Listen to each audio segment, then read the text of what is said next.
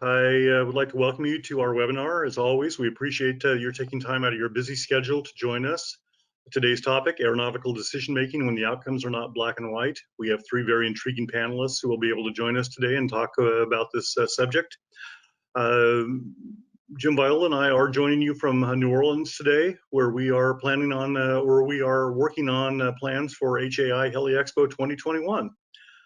Jim will be our first speaker today. He is the president and CEO of HAI. Next slide. Our first panelist today is Brian Smith. He is the safety program manager for the Airborne Public Safety Association. We're glad to have him. Next slide. We have Eric Bratton, director of operations for Hospital Wing. Both he and we also have Don Bolstead Johnson, who is the CEO and founder of Kaizen Safety Solutions. And so we are grateful to have all three of them on today. Next slide. As always, we do appreciate your questions. You are a participant in these webinars. To submit a question, please use the question module on the side of your control panel. It will just take a written question, and we will answer all questions at the end of the webinar. If you do miss something, or if you're joining late, or if you want to share this webinar with somebody else, there will be a video link that should arrive in your email box tomorrow, and feel free to share that around with anybody in the industry. And with that, I'd like to turn this webinar over to Jim Viola, our president and CEO. Thanks, Dan. Today, welcome. We've got about 100 online right now, so thank you for joining us today. And today's topic is about aeronautical decision making. It's a topic we have discussed before, and it's a topic that we'll talk about, I'm sure, again in the future. That is because 2/3 of the accidents and incidents in our industry are the results of human error. Humans are complex creatures with different experiences.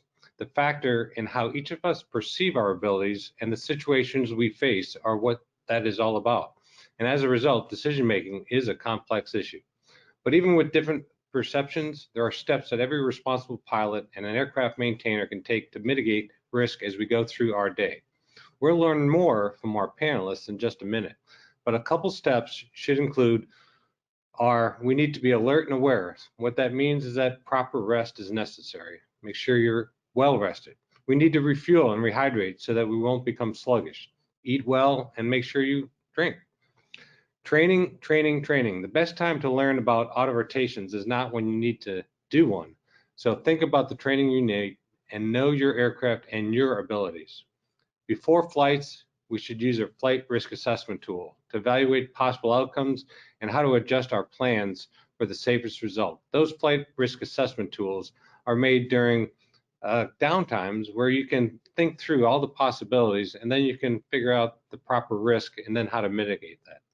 So the aeronautical decision making doesn't have to stop even with the end of a flight or when your duty wraps up.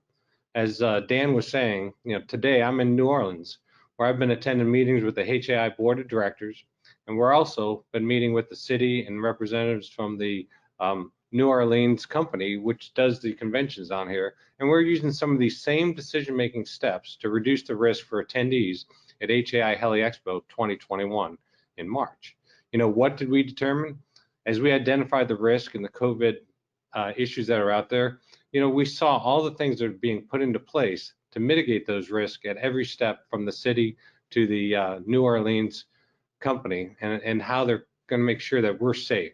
So we're excited, and we are expecting to safely see you here in New Orleans, where we can talk about today's topic face to face and take advantage of all the other training that is always offered during HAI Heli Expos. So let's get back to the webinar, and I'm pleased to welcome our first speaker, Brian Smith, the Safety Program Manager for the Airborne Public Safety Associations. Welcome, Brian. Over to you.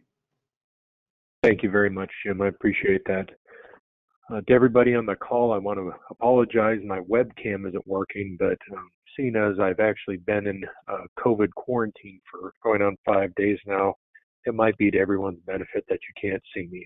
It would distract you from the information I have for you this morning or this afternoon. But let's go on with it. Let's see if I have control. Doesn't seem like I'm able to advance the slides yet. Give it one more try, Brian. All right, sir.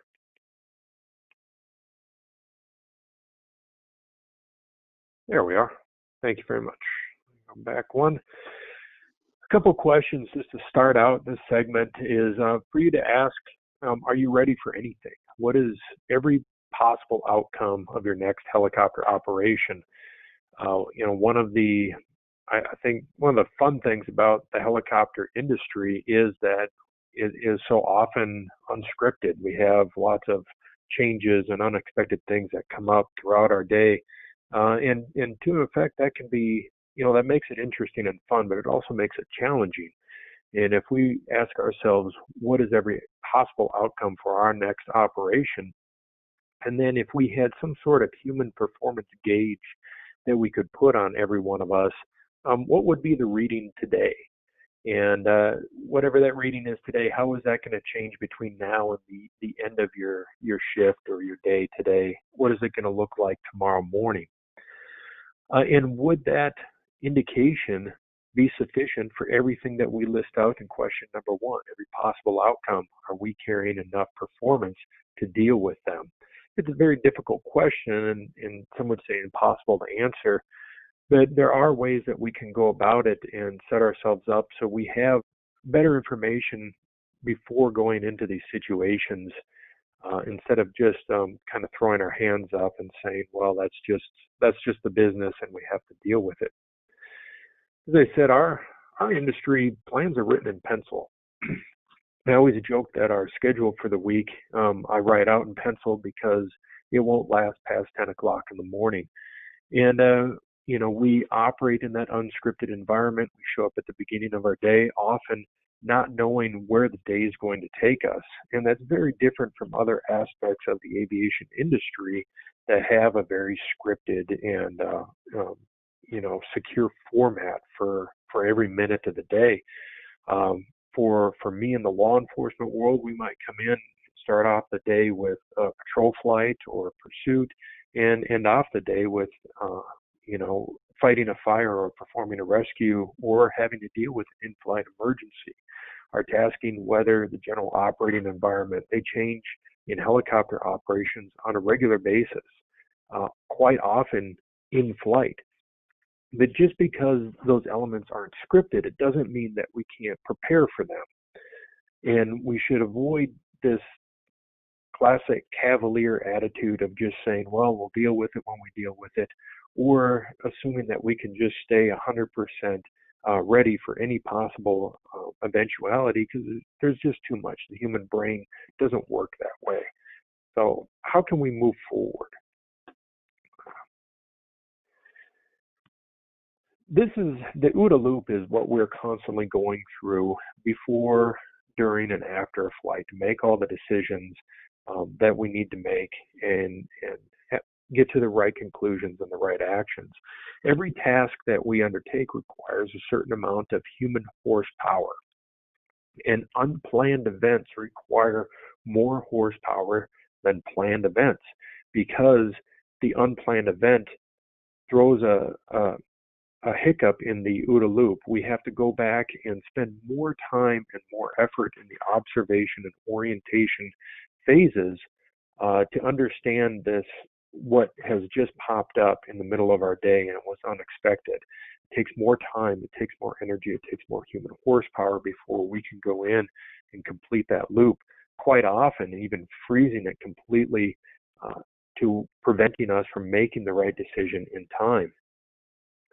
So we have to understand that the more unplanned aspects we have in our day, the more horsepower is going to be required of us to deal with them as they come up. Preparation reduces the amount of power required to deal with these things, even if they were unplanned. If we're somehow prepared for them, we can get through the observation orientation phases faster.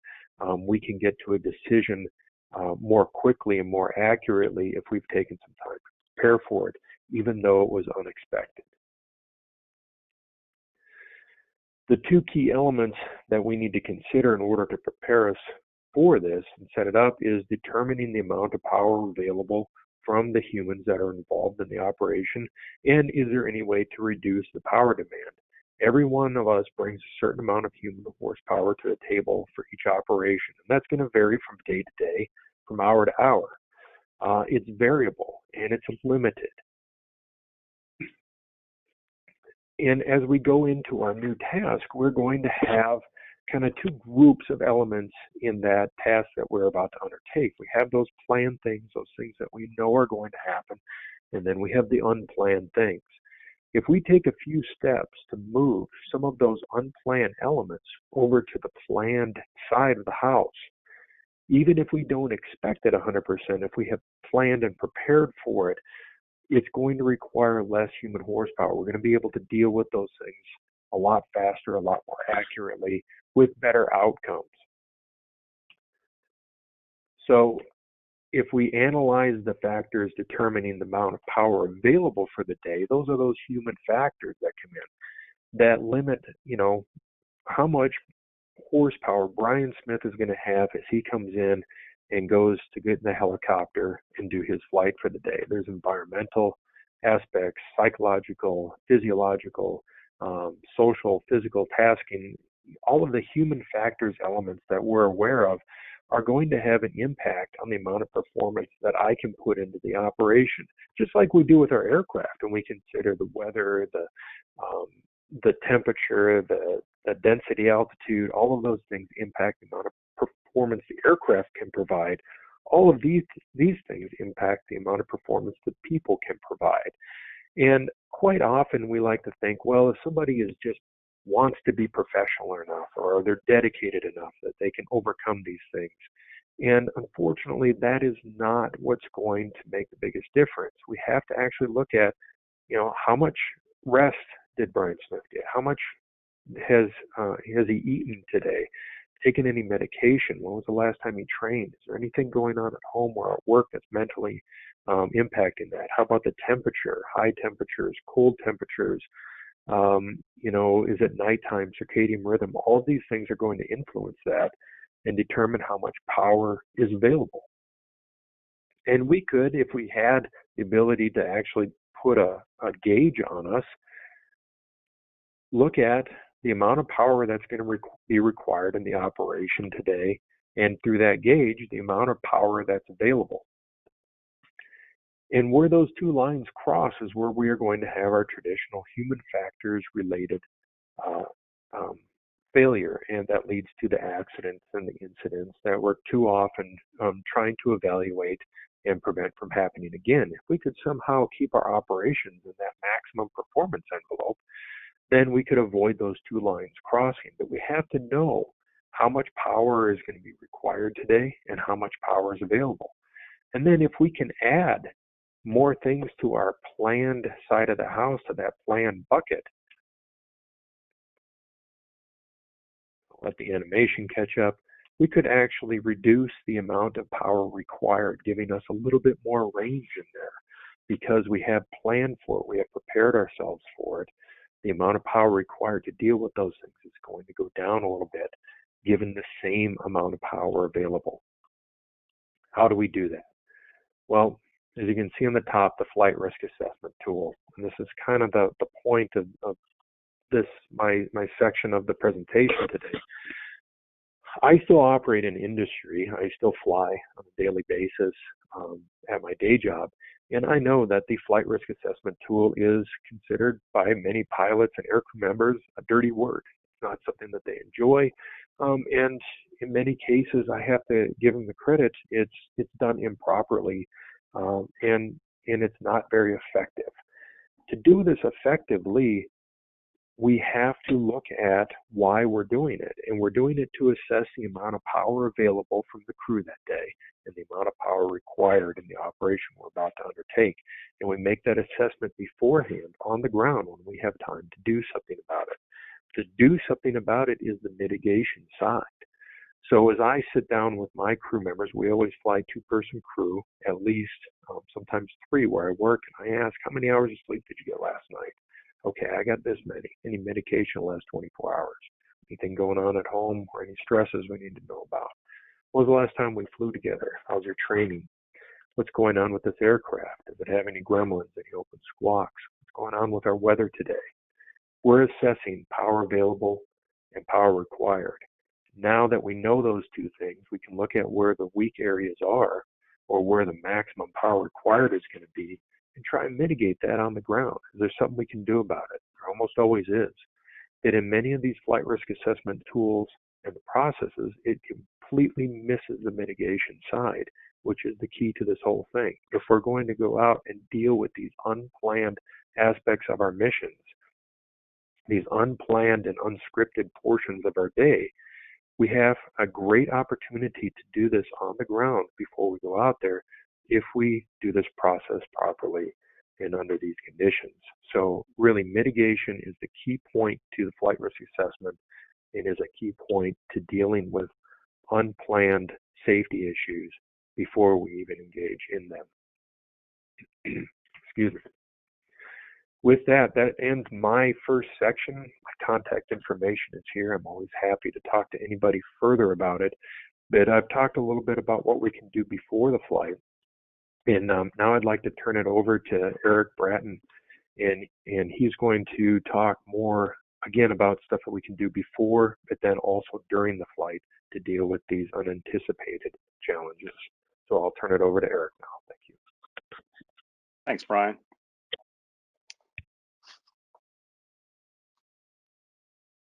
I think I need to get control to advance the screen. You have control. Just give it a sec. Try it again.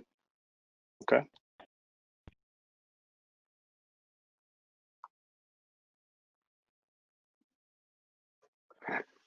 There we are. So to follow along what Brian was talking about with the flight risk assessment and kind of the pre-flight decision-making process, I'm going to talk more about the aeronautical decision-making process en route through the tools of threat and error management and en route decision point as tools for helping us make those safe decisions. So threat and error management itself in its practice is a decision-making tool that allows for the prioritization of actions based on the severity of the threat that's presented itself. So I'm going to talk about it in terms of an aeronautical decision-making tool, but it realistically should be a foundational concept that is within your safety management system. It needs to be trained, educated, practiced, put into policy. Much like our old PDCA, Plan, Do, Check, Act model, the threat and error management model is a cyclic term. It's predicated on the fact that you have two things that you're looking out for at all times. You're looking for threats, which are external conditions that reduce the safety margin of your actions or your mission. And then you have errors, and errors are internal and crew based. Both threats and errors can decrease safety margin, and crews will, the pilot or the crew will react to a threat in one of three ways. You can either manage the threat by responding correctly and therefore trapping the threat, which allows it to not decrease the safety margin. You can make an incorrect error in relation to a threat, which further decreases the safety margin and can cause a catastrophic action. Or you can fail to recognize the threat, which in itself is an error, and that can be good or bad. It really just depends on what the threat is that presents itself. But the focus, just like Brian went over with the FRAT, really begins in the pre-flight briefing process and is predicated on what the FRAT is presenting for today. If we have variable dynamic weather conditions, if it's the middle of springtime here in Memphis, Tennessee, thunderstorms pop up every afternoon, we know that weather is definitely a dynamic factor that can present a threat. And so what do we do about that? Well, we mitigate it by putting ourselves on weather checks, and we check the weather every so often, and we rely on PIREPs coming into Memphis International, as well as what we're seeing from the other pilots in the company and other air crews that are based around the area. And in the EMS world, threat and error management is really rooted in good crew resource management and aeromedical resource management, because no pilot lives in a bubble inside of an EMS air ambulance. We are all a crew of 3 in my world, sometimes 4. And if someone recognizes a threat and doesn't pass that on, then it really doesn't do any good to the pilot who can't react to it.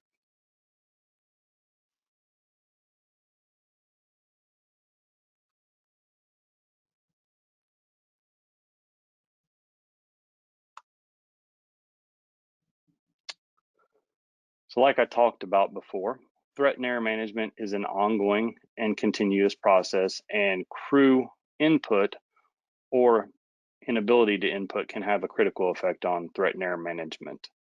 Threat and error management, of course, is ineffective at best without good crew resource management or aeromedical resource management because of that communication key, that linchpin that really has to be there for the aeronautical decision-making process, because you're trying to take in information. If my medical crew is feeding me information because we're on approach and they spot a hazard and it's not communicated to me, I can't react to it. They've actually created an error by not recognizing or not reacting to the threat. It's a continuous process, and I'm going to go through actually a scenario of a helipad that we use quite often and has given us quite a few issues over the years. I'm going to orient you as north is up on this helipad.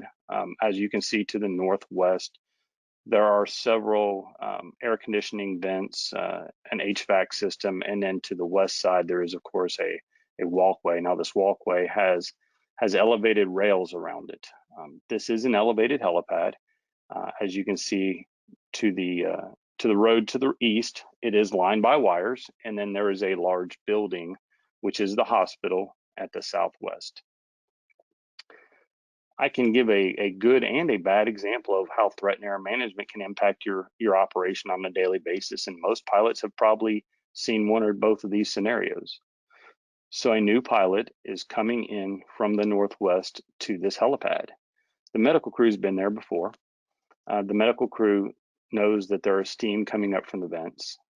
The pilot is under goggles. It's dusk. It's kind of hard to see anyway. And he says, I'm going to go through the steam vents. And the medical crew doesn't say anything in response. So we have a failure of CRM and a failure of AMRAM. And the threat was recognized, but it was not reacted to. And therefore it compounded and decreased the safety margin further from where they were operating at. Now, this incident actually ended in an incident, and the pilot subsequently was educated on the issues, and we went on about our day. The success in this helipad was just as much on the crew as it was on the pilot. Once again, I had a new pilot and I had a crew that was very experienced in going into this helipad. Once again, same scenario. It's dark. The crew's under goggles. The pilot is talking to the local medical control, and he's coming around, and he does not notice that there is an aircraft that is not communicating, completely shut down on the helipad. And the crew recognizes that threat. The crew relays that to the pilot. The pilot is then able to relay back to MedCom that there is an aircraft on the pad, which they were not aware of. They directed us to the alternate pad, and we successfully picked up the patient and completed the transport.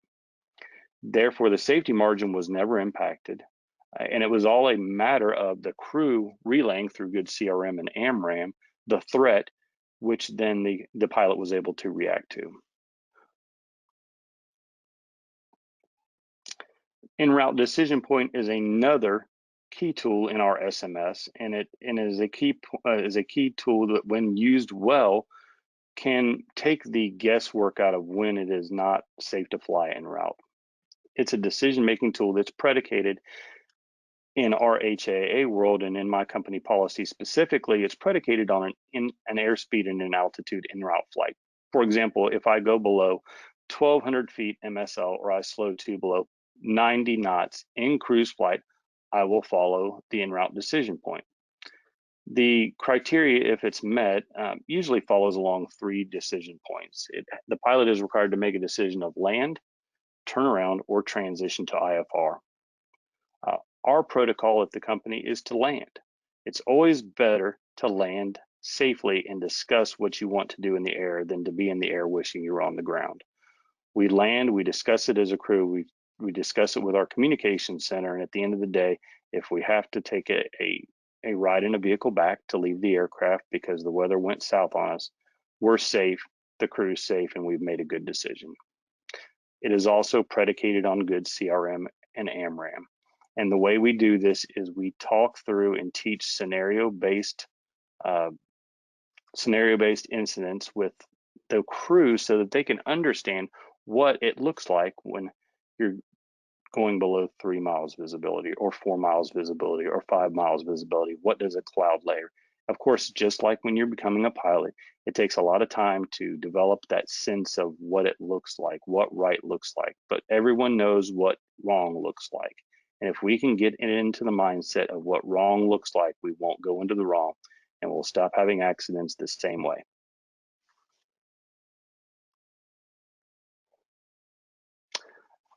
My contact information is right there.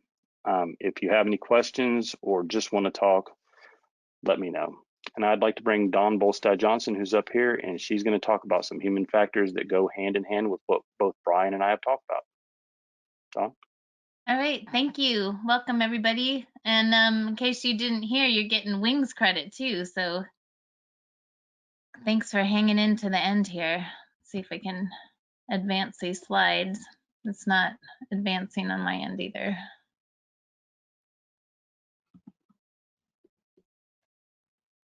And just try the arrow key, click on the screen and try the arrow key. That's what I'm doing. It's not going on my side. Okay, I'll just advance for you. Okay. All right, so we're going to talk about the power of preparation, and as Brian and Eric have mentioned, it all is in the preparation itself. So go ahead to the next slide. So by failing to prepare, you're really preparing to fail. And if this is how you're starting out your day, it's probably not going to be a good day. And there's a lot of stuff, like Brian said, the operation that you're flying in is unscripted. Sometimes you're doing one-of-a-kind things every day if you're involved in heavy lift missions and those kinds of things. But there's so much that you can plan and prepare for ahead of time, and there's so much power in that. Go ahead. And really, go ahead to the next. Yeah, the power is in this creating more solution space. So if you have everything ready to go and you're heading out on your flight and your equipment's ready and the things that you need for that, even for your day before you get in the car, right? Everything's ready to go. And so if you have any problems, you go out to your car and there's a flat tire.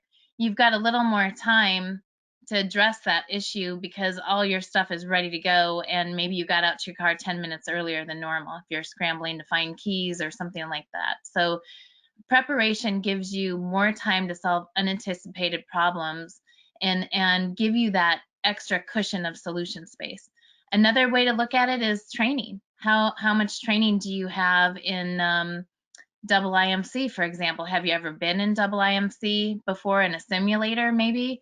That can give you that edge of knowing what to expect, knowing the cues that you need to say, hey, it's time to turn around, instead of, oh, the base is just right over there and I can make it, but actually have the courage to turn around or land right there. So we're going to get into talking about sleep in a minute, and I'm just going to get ahead of myself a little bit, because when you are fatigued, the decision making kind of goes out the window. And so if you just, you don't, the weather's iffy and you're kind of tired because the baby was up all night, and you decide just to fly up and put your nose in the clouds, so to speak, and see what it's like, that's usually the rest of the story that we don't hear, because it's a fatal event. So sometimes the solution space is having the courage not to take off at all. But being prepared and knowing the weather, knowing how things change in your area, because every region is different and weather reporting is different, and it's very dense on the East Coast, very sparse on the West Coast. So knowing those things ahead are all elements of preparation. Go ahead. So I'm going to talk about sleep, because I think we're all walking around sleep deprived. Maybe this COVID thing is having us all stay home has allowed us to get caught up on sleep a little bit. But there's been many studies on sleep and sleepiness. And you know what the antidote is for sleepiness? Is sleep. So if you're sleepy, you need to get some sleep. Just like if you're hungry, you need to eat. If you're thirsty, you need to drink some water. So your body is going to tell you, whether you're fatigued or not. And I think we all know by the time you're in your early adulthood how many hours of sleep you need minimum to make it through the day. So mine is 5. If I have less than 5 hours, I am toast the whole day. That's not really a good thing. We should all be trying to strive for more 7 or 8 hours of sleep. If you are sleepy when you get to work, and I know that a lot of operators won't allow you to pilots to take a nap at work, try to take a meditation time. Not really go to bed, but get in your Barca lounger and lay down and put your headphones on and do a meditation. That 20-minute yoga nap, you're not really fully asleep. It'll buy you 4 hours of alertness. And the upside for your employer is that it will help reduce your errors in your job. So if today I walked out of the house, I needed a tripod for some sampling I was doing. It was not a critical error, but it's because I was up with the baby all last night and didn't get the sleep I needed, and I didn't have my tripods by all the stuff that I need to take when I got up this morning to go do this project. So that simple thing of putting the tripods by the door with all the other equipment, that preparation would have eliminated the issue that I forgot it. Now that wasn't a critical issue, but in some of your cases, pushing that envelope might result in a critical event. And so whatever you can do to minimize it is so important. Better alertness reduces the consequences of your errors. And one example is just 3 points of contact when you're going up and down stairs or up and down a ladder. It's not going to prevent you from tripping or missing a step, but it's going to reduce the consequences of that mishap. So if you think of, sleep as being your number one thing that you have control over, making that a priority so that you are alert, ready to go. If you're up with the baby all night, and my baby is my 93-year-old uncle. He had an issue in the middle of the night that woke us up, and we had to dress. And so, things happen. Everybody's got issues and family members, living with each other. And so you just have to know your limitations, know how you're going to address them. If you can take a 20-minute yoga nap, and it's not falling all the way asleep, because sometimes if you do that, you feel worse than you did if you had never taken a nap. So it's education about how to take that meditative break, if you will, where you turn your head off and just listen to your breath and get the random thoughts out of your head. It's very relaxing and helps you be more mindful in your job. Okay, next.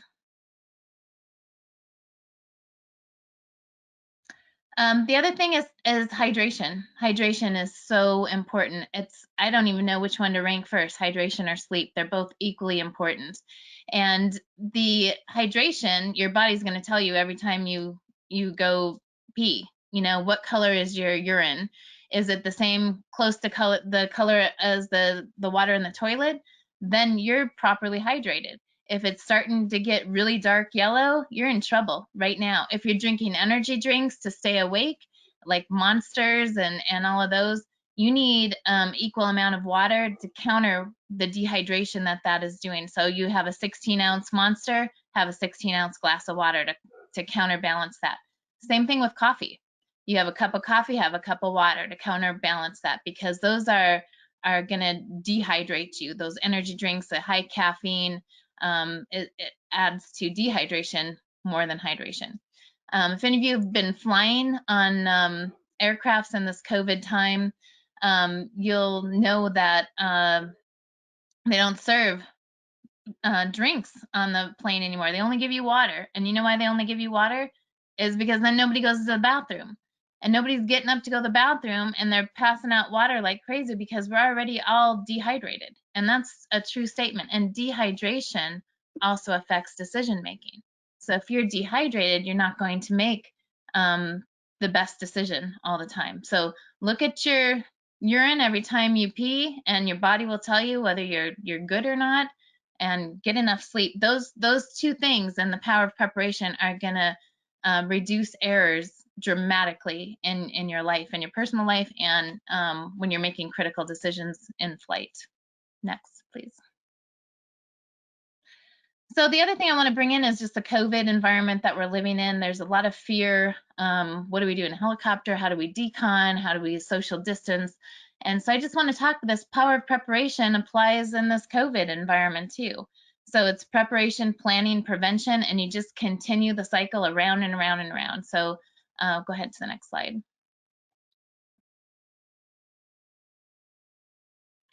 So we have a lot of tips out there for prevention and treatment tips for COVID. So power of preparation, do you have your mask with you? Do you have one in your pocket? Do you have a spare one in case you sneeze and get all that loogie stuff inside your mask and now you need to change, but you don't have one, so you're just gonna wear that all day? What's your plan? You know, so power of preparation, have that stuff with you. Do you have a hand sanitizer with you in case you need to decon on the fly? Your best defense for all these COVID things that I can tell you as a public health professional is hand washing is so important. And the reason is because we touch stuff and then we touch our face all day long. It's 25 times an hour.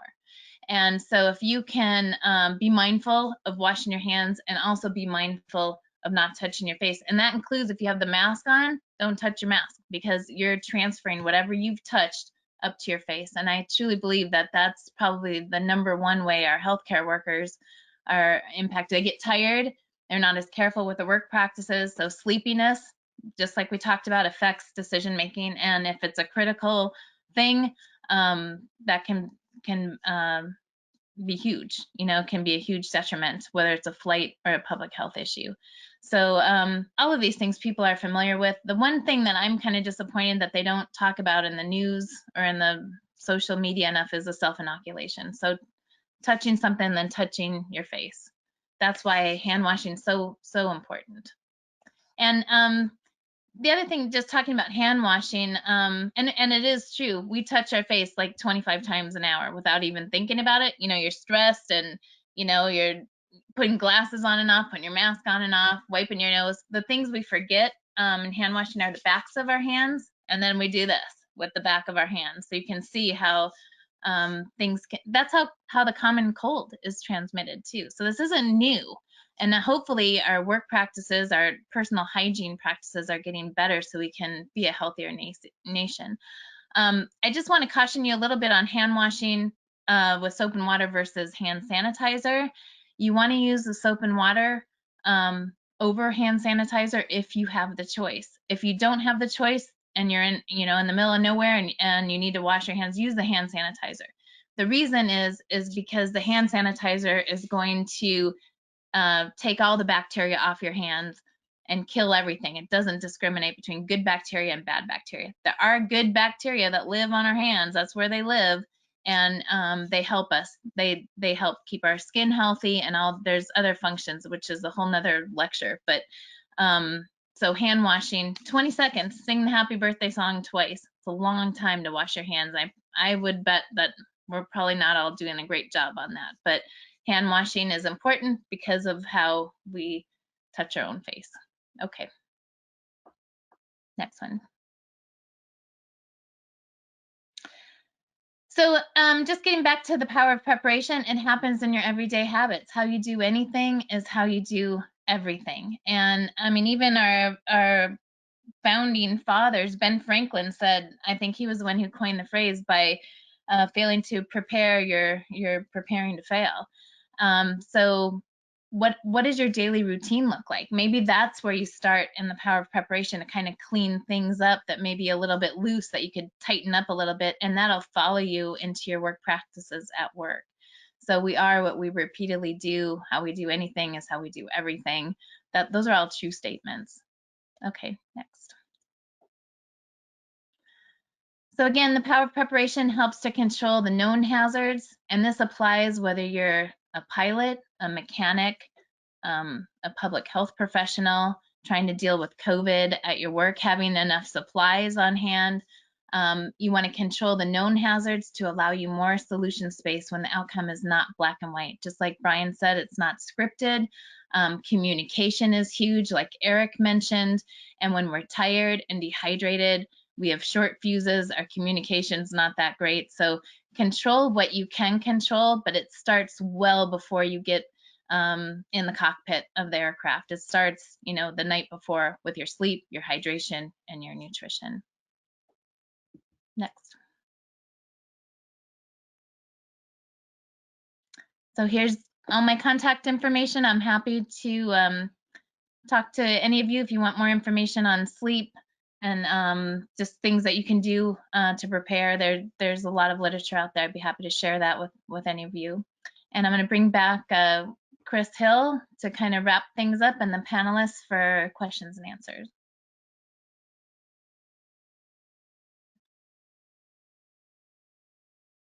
All right. Well, thanks, Dawn. Thanks, Brian. Thanks, Eric. An outstanding trio of subjects touching on risk management and from a different angle. Lots of good information that was shared here today that some have heard, but I think from the perspective we heard today, gave us a lot of extra insight. So for those who are listening in, who joined us late, we have upwards of 120 plus folks on the webinar right now. So congratulations, your message is reaching a lot of folks. But this is the part where we really make our money, where we get some direct interaction with our audience. So we invite you, if you have not found it yet, off on the side of your application, you should have a question panel, a tab that you can click into and send us your questions, and we'll do our best to answer those for you. So I'll go ahead and kick things off. Just a reminder to everybody, Brian Smith should still be with us. Brian, are you there? I'm still here, sir. Okay, great. Excellent. So since you're invisible right now, I'll go ahead and direct my question to you so we all remember that you're still there. So we had a good question come in from the audience, a couple of questions about FRAT. Luca Carrasco Filippo, how do we calculate the weight of each factor covered in a flight risk assessment tool, or FRAT? And how do we determine whether the final score is green, yellow, or red? I know you're probably going to tell us it depends on a lot of factors, but I'll let you steal the thunder on that one and go ahead and see if you can help Luke on this one. You're absolutely right, and he's right to ask that question. It's one of the more difficult things to do when you're setting up your FRAT. And at first, it's generally, I find there's three categories in each question, and there's one section that's the everything is okay, it's as it should be. There's kind of that caution range, and then the third one should be this is not okay no matter what, and that's score. You, like, for example, for sleep, for hours, if my guys get less than 4 hours of sleep, they're not flying that day. It doesn't matter what the final score is on the FRAT. If you write less than 4 hours of sleep, or prescription medication that hasn't been cleared for flight, it doesn't matter what the final score is. There's a red note on there. This is a no-fly item. So there are some things that are going to be, we're not going, no matter what the final score is. And you want to make sure that it's set up like that. Same thing with weather limitations. Your aircraft all have a certain maximum wind limitation, and the agency itself may have something a little bit less that is in policy. And you could still score that and have a higher score. You're not going to go because everything else is still in the yellow. It's got to be a red thing no matter what. In the beginning, I would do it. I've seen like wide ranges. I just do a 0, 1, and 2, and then put it in play for about 6 months. and you'll note that some things don't seem to be scoring as high as they should. Go back in and adjust those, give it a 4. The key to it is you should be constantly adjusting. You should notice, and your people should understand, hey, I scored all this stuff. This doesn't look right, and I'm still getting a green or a yellow.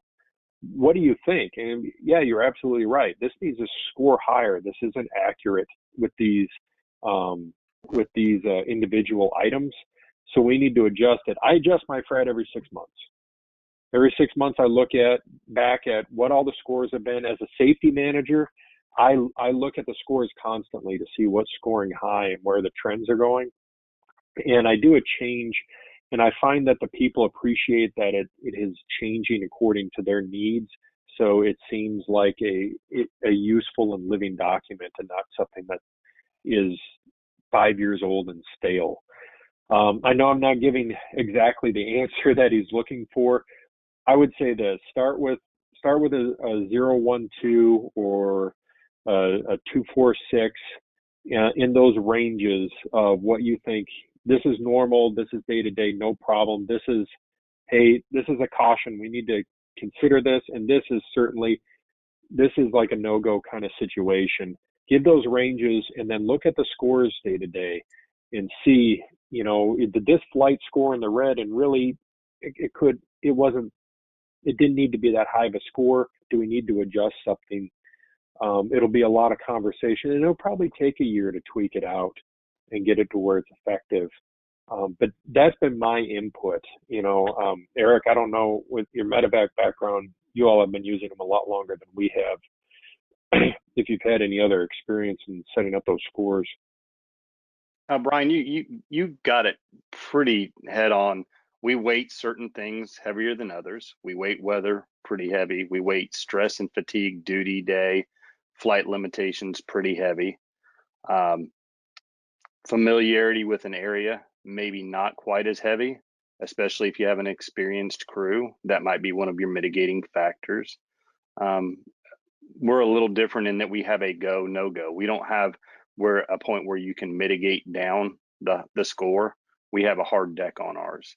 So if a score reaches a certain number, you're not going no matter what. And of course, deteriorating weather below, say, our company minimums, that's given such a high number that even if you had other mitigating factors, it couldn't be brought down. And we have looked at changing ours, and one of the big ways we've changed it, Dawn, to your point and what you said in your presentation, is we looked at crew rest and fatigue as a separate breakout area, because that is more and more where we are finding our crew members, maybe we haven't paid as much attention in the past to their fatigue and their input, and making them viable crew members in that whole TEM aspect. If they're fatigued, it's going to make them less effective. So we've looked really hard at that. All right, well, great answers.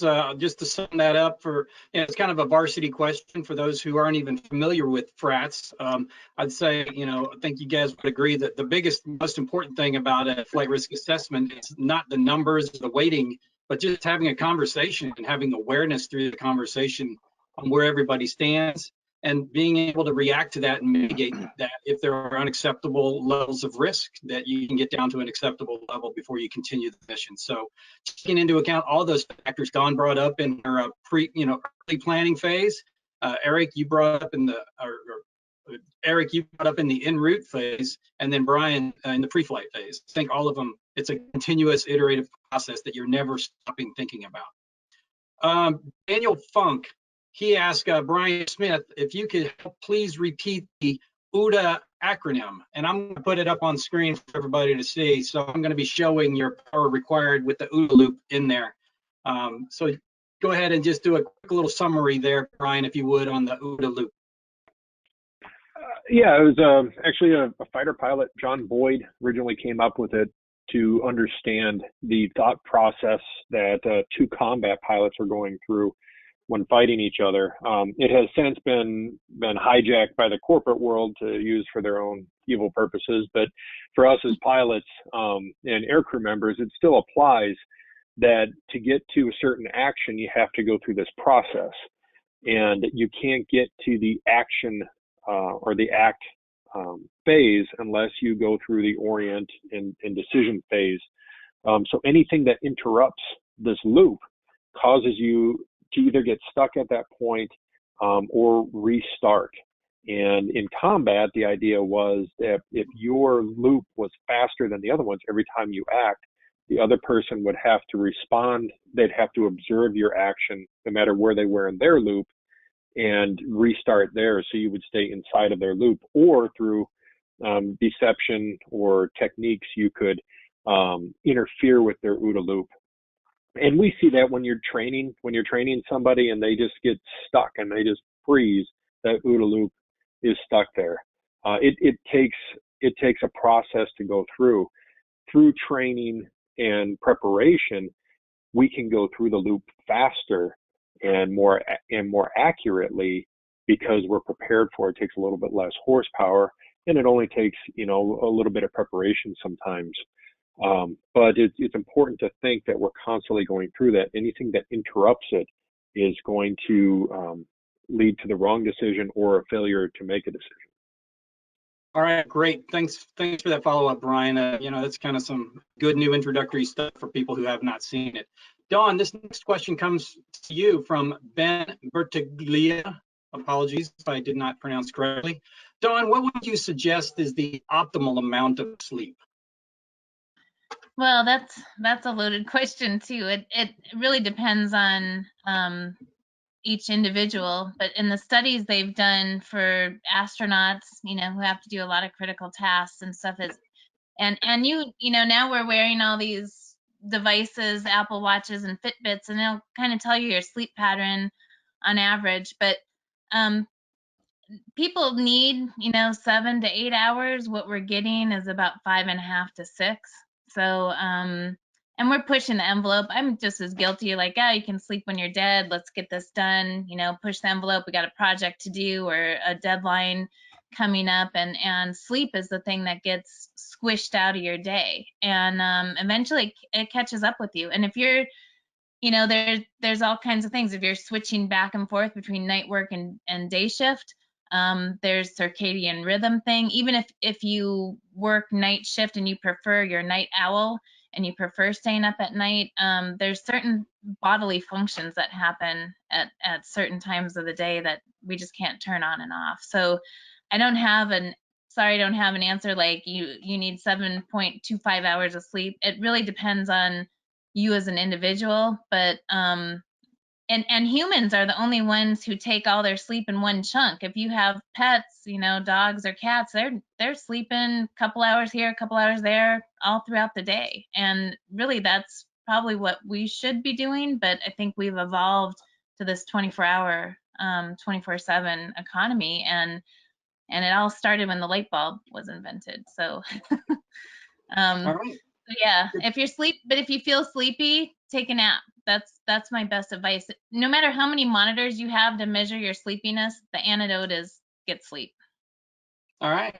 Excellent. Thank you. I think I need to take a nap now after hearing all that, but I'll hang in a little bit longer. And I'm very good not to try to touch my face during this whole webinar. So thank you for that. I'm going to send this one your way, Eric. It's related to frats, but I think we need to get you into the mix here a little bit more. So Scott Boughton made a comment and follows up with a question. So I'll go ahead and read the whole thing. One thing that I've seen recommended for frats is the consideration of the interaction between items, such as an MEL'd autopilot and marginal VFR are not deal breakers, but both at the same time would be greater risk at the sum of the parts. So what are some of the processes to capture these compounding factors in frat? And maybe some examples that you have encountered in your work with Hospital Wing.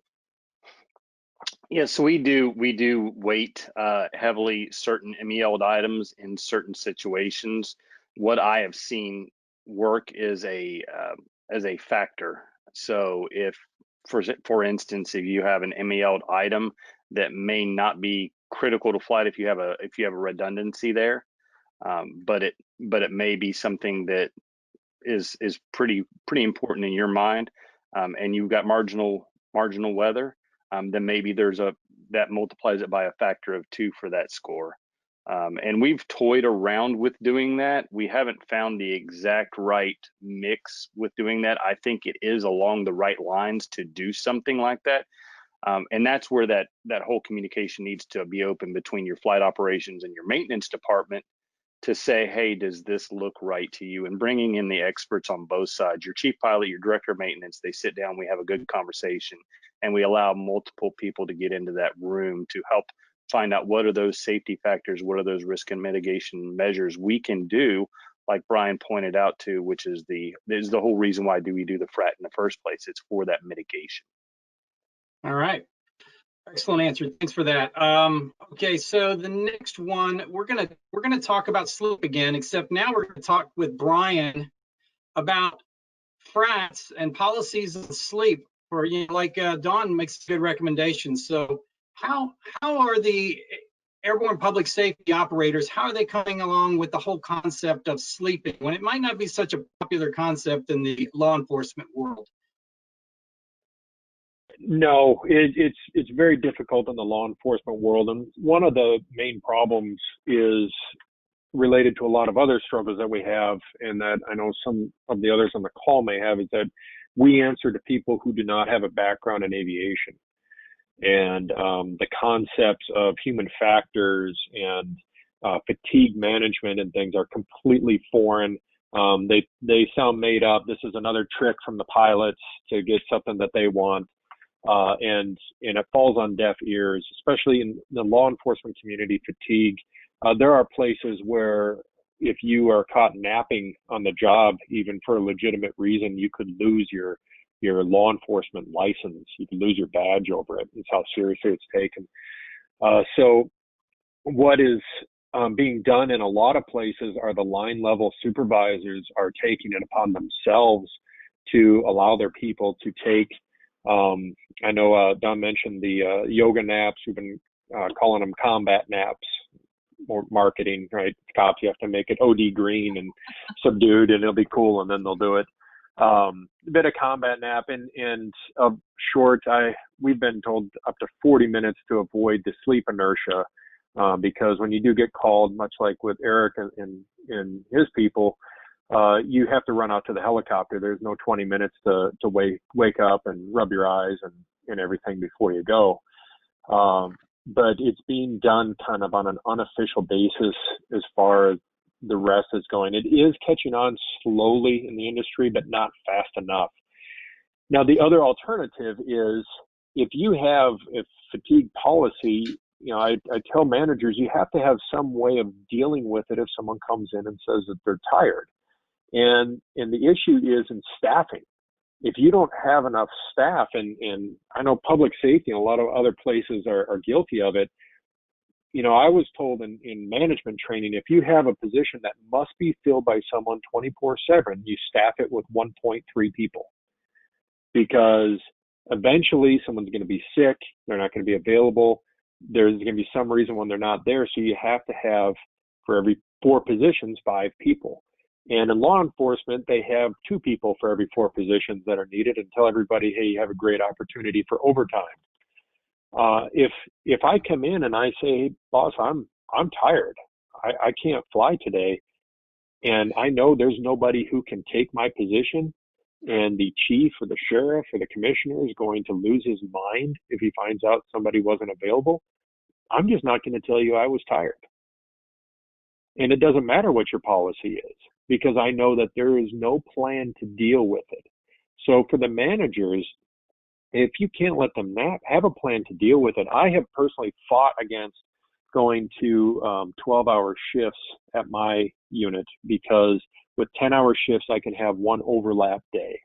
And on that overlap day, I have opportunities to move personnel around to cover for open shifts if somebody is not available because they're sick or because their kid's sick or they're tired or whatever. And I have options for that. It was one way for me to deal with it, but it's also a difficult fight to get the proper amount of staffing and industry wide. Forget pilots. How about mechanics? Who wants a tired mechanic working on aircraft? I certainly don't. Often they're not covered by the fatigue policy, and if they do, And if they say, fine, get an extra mechanic so we can deal with that, where are you going to hire them from? The mechanic side is, we're in a horrible shortage that's only projected to get worse. So that's another way to deal with it, but it's still difficult.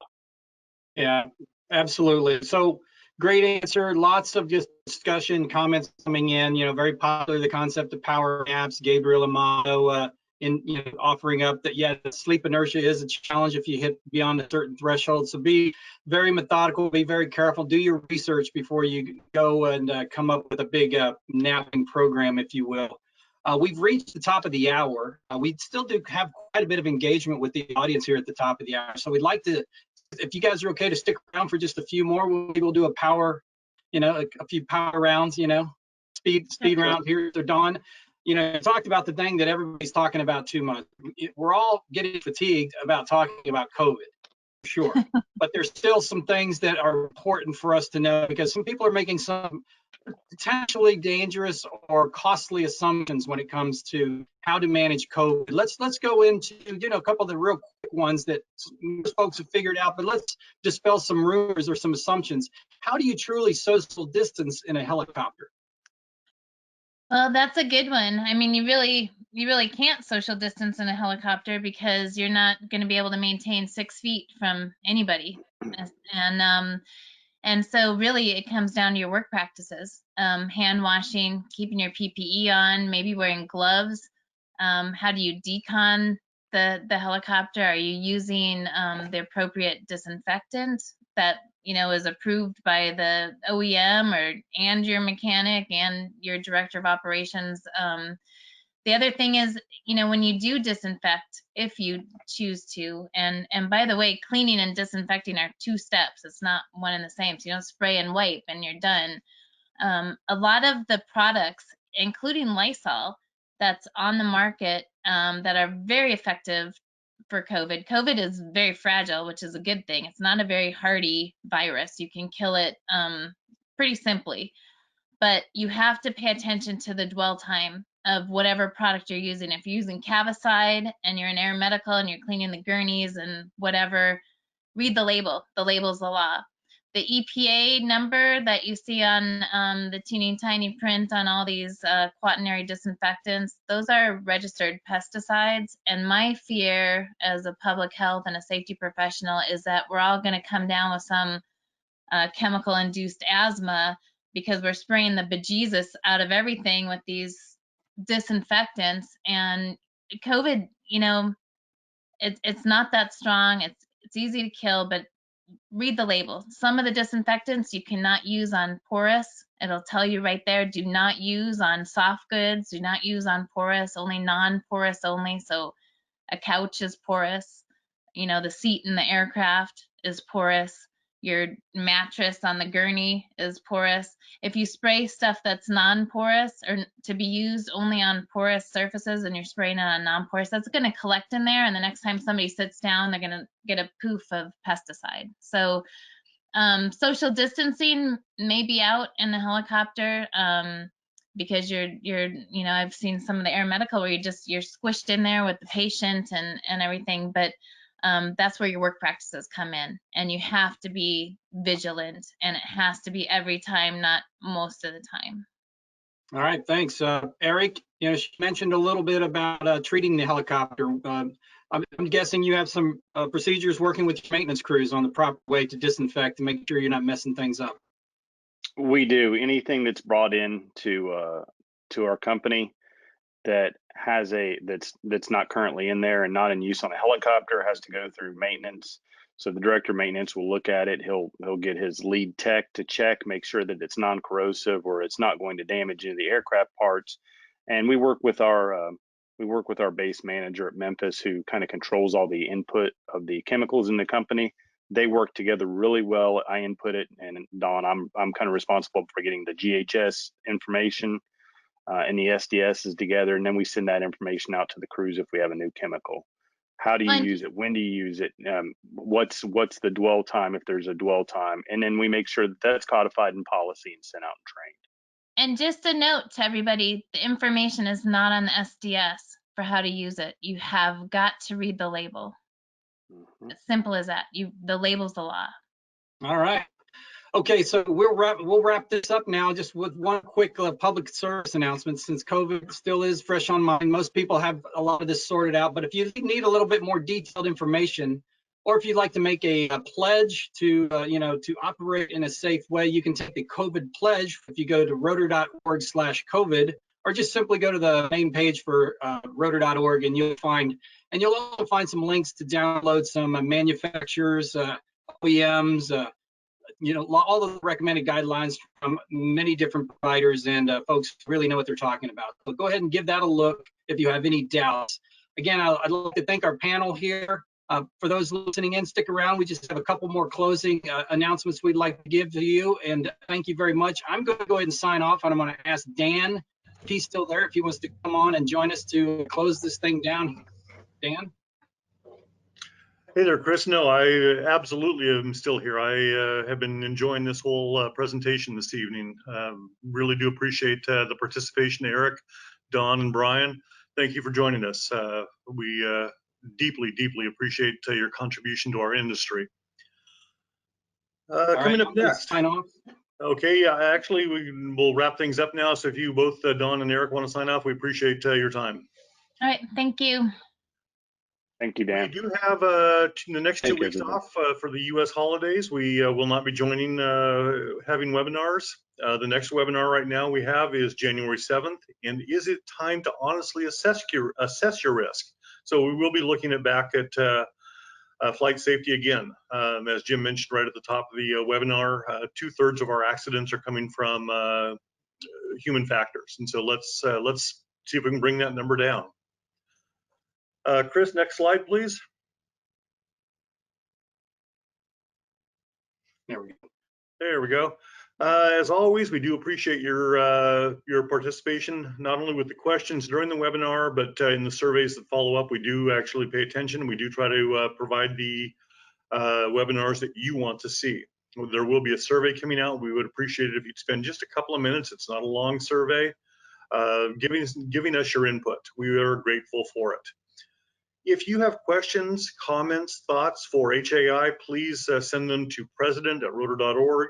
Jim does see those. He does pass those along to the staff for action as well. And finally, last slide, the webinar is over. Until next week, we ask that you be safe, that you fly safe, and we will see you right after the first of the year. Happy holidays.